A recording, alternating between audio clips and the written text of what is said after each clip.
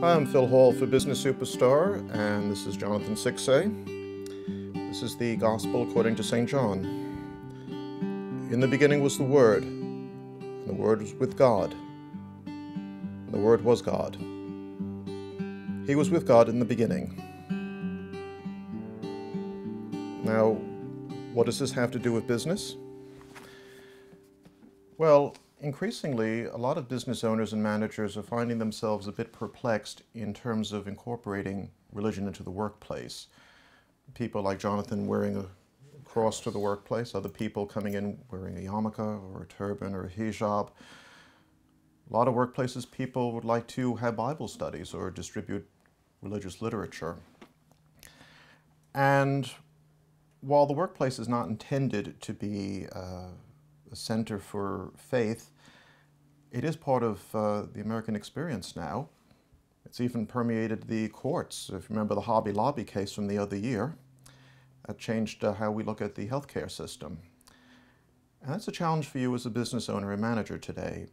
How do you take people's sensitivities to their religious faith, especially the open expression of their faith, without creating problems in the workplace? I had worked in an office. There was a young girl there. She was of the Orthodox Jewish faith, and they don't wear miniskirts or boots or low-cut blouses.